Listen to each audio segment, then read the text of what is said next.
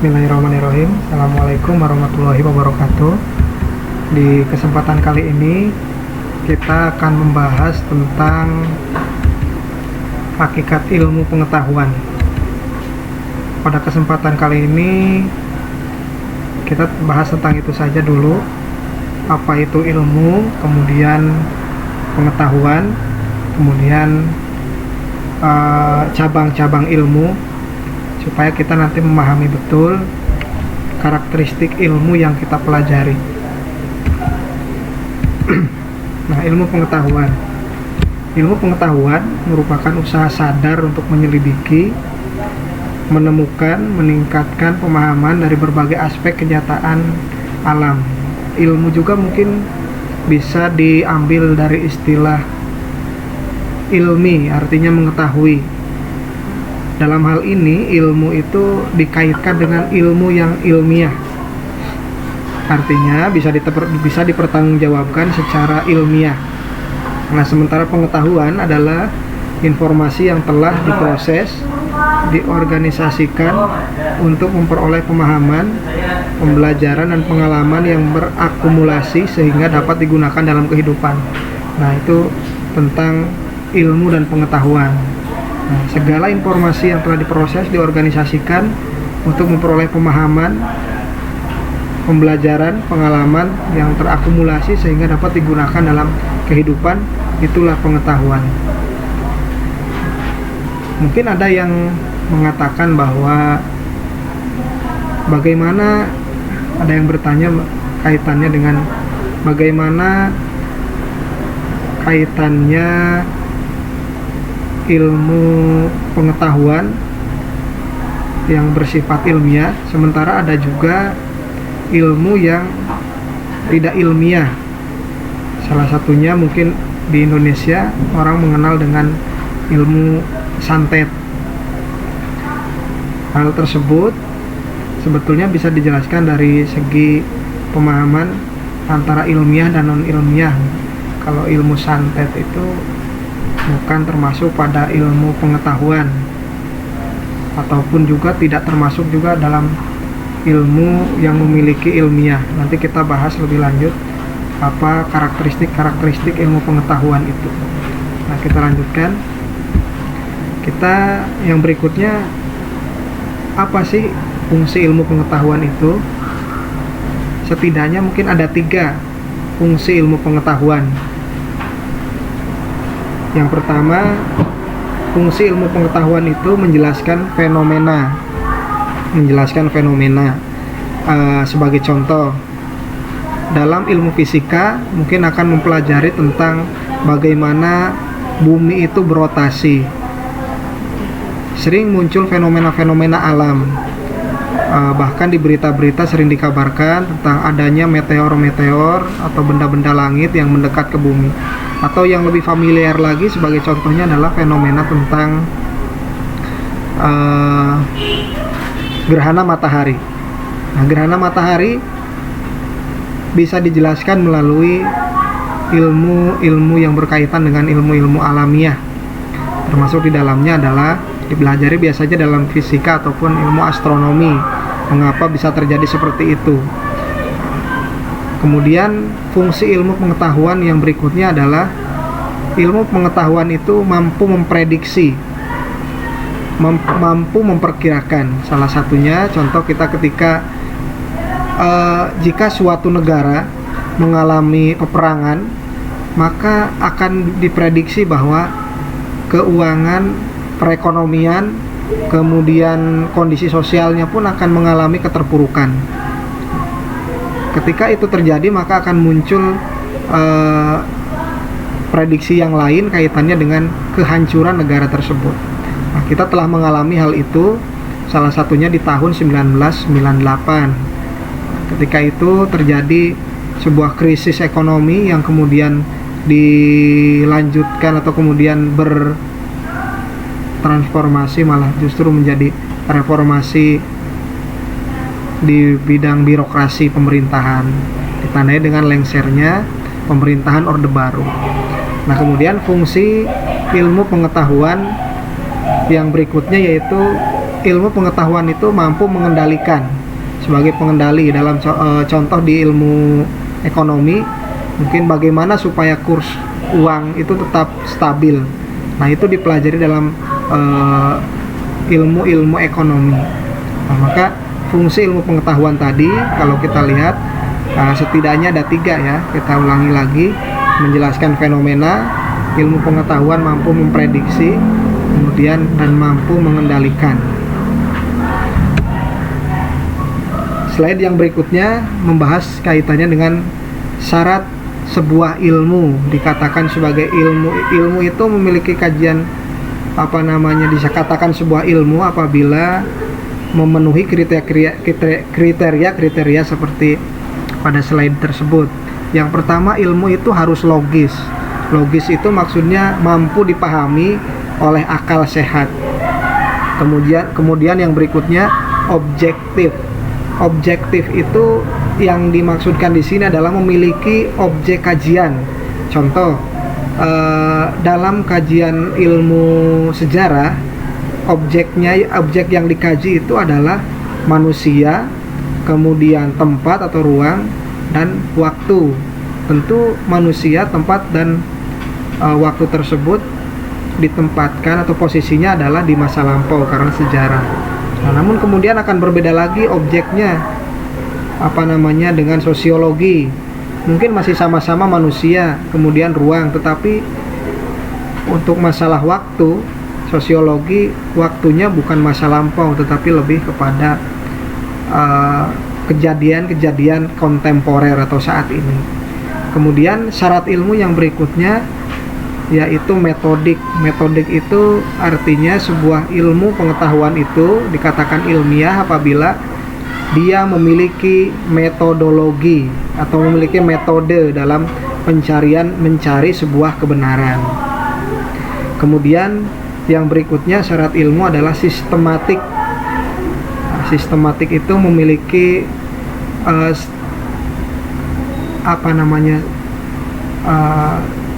sistem tertentu, memiliki urutan-urutan tertentu sehingga mudah dipahami dan mudah untuk diterapkan dalam kehidupan sehari-hari. Kemudian yang berikutnya, ilmu itu bersifat universal.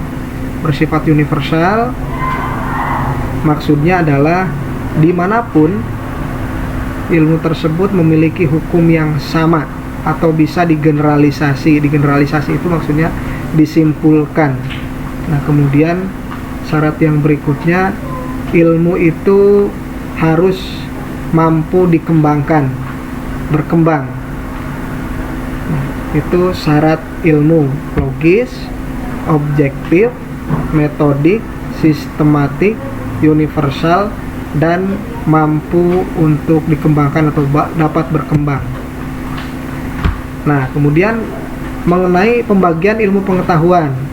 Nah, kita mungkin mempelajari dari mulai sekolah SD sampai dengan saat ini berbagai ilmu yang diajarkan di sekolah, tetapi sebetulnya hanya digolongkan, ilmu pengetahuan itu digolongkan menjadi 3. Ada ilmu-ilmu alamiah, ada ilmu sosial, dan ada pengetahuan budaya. Ilmu alamiah itu contohnya adalah kedokteran, biologi, fisika. Sementara ilmu sosial itu sosiologi, antropologi. Kemudian pengetahuan budaya, sejarah, agama, dan sebagainya. Nah, 3 pengembangan ini kemudian ini hanya sebuah garis besar atau rumpun saja. Kalau istilahnya, kalau kita analogikan ilmu itu sebagai pohon, maka batangnya itu adalah filsafat, sementara cabang-cabangnya itulah ilmu pengetahuan alamiah, ilmu sosial, ataupun pengetahuan budaya. Nah, kemudian secara khusus lagi seperti halnya ekonomi, teknik, kedokteran itu bagian ranting-rantingnya. Sementara teknologi itu kalau dianalogikan dalam sebuah tumbuhan, teknologi adalah buahnya. atau yang dihasilkan dari ilmu pengetahuan. Nah, ilmu-ilmu alamiah bertujuan untuk mengetahui keteraturan alam semesta menggunakan metode ilmiah dengan menentukan hukum yang berlaku mengenai keteraturan. Dibuat analisis untuk suatu kualitas. Generalisasinya bisa memprediksi atau hasil pengetahuannya itu bisa 100% benar atau 100% salah. Ilmu-ilmu alamiah ini sebagai contohnya adalah tadi kaitannya dengan gerhana matahari atau gerhana bulan. Maka bisa diprediksi kapan, tanggal berapa, jam berapa akan terjadi gerhana matahari atau gerhana bulan. Tentu ilmu pengetahuan ini memiliki perkembangan yang sangat pesat sampai dengan saat ini. Mungkin di abad-abad pertengahan yang namanya atau di abad-abad lampau, orang beranggapan bahwa gerhana matahari itu adalah, orang percaya bahwa gerhana matahari itu bukan terhalangnya matahari oleh posisi bulan gitu ya, tapi mungkin orang menganggap bahwa gerhana matahari itu ada sebuah dewa atau naga yang akan memakan matahari, sehingga perlu adanya bunyi-bunyian, kemudian ada juga yang sampai persembahan dan macam segala halnya. Tapi kemudian perkembangan ilmu pengetahuan berkembang pesat sehingga dapat diketahui bahwa ternyata ketika terjadi matahari, bulan itu posisinya berada di tengah antara bumi dan matahari, sehingga posisi sinar matahari itu tertutup oleh bulan, sehingga seolah-olah bulan itu tertelan, matahari itu terhalang oleh sinar matahari itu terhalang oleh bulan, sehingga disebutlah sebagai gerhana matahari. Dan saat ini itu pun bisa diprediksi, sama halnya seperti, bukan diprediksi, ditentu kapan akan terjadi, sehingga kita dapat mengetahui jauh-jauh hari kapan akan ada gerhana matahari total atau gerhana bulan dan lain-lain. Yang termasuk dalam golongan ilmu alamiah itu diantaranya adalah astronomi, fisika, kimia, biologi, kedokteran, dan mekanika. Kemudian yang berikutnya ilmu sosial. Ilmu sosial itu bertujuan untuk mengetahui hubungan antar manusia, kemudian menggunakan metode ilmiah.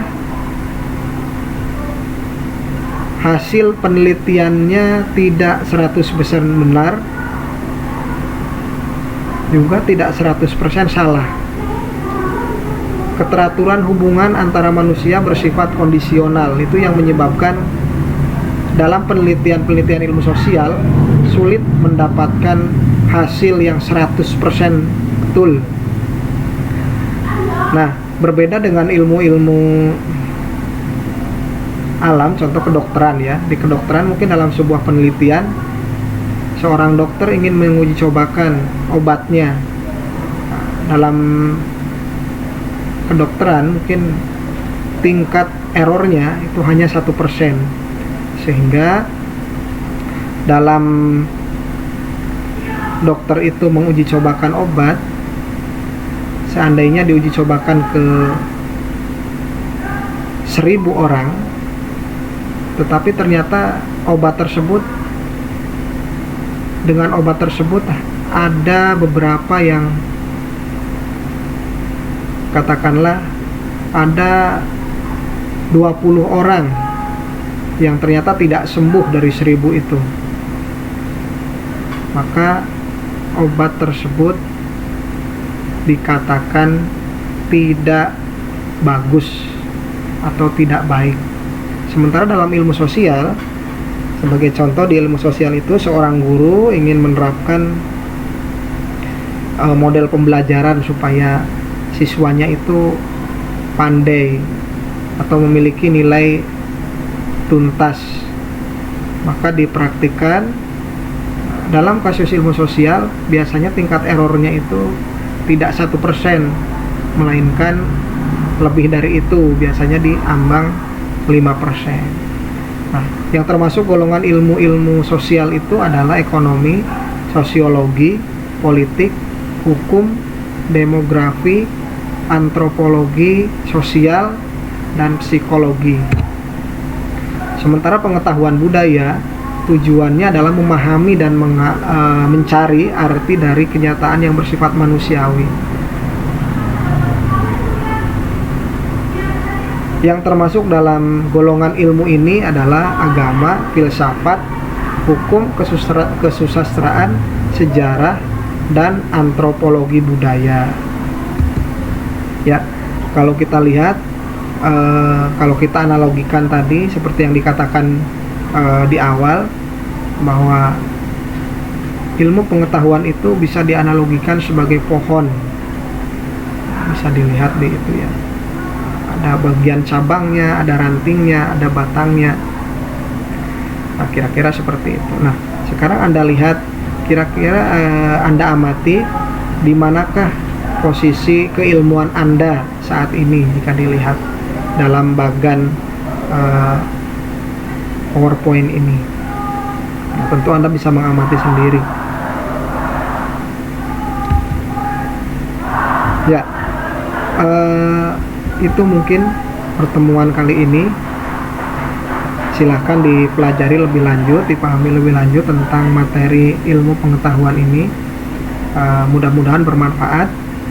Saya akhiri. Assalamualaikum warahmatullahi wabarakatuh.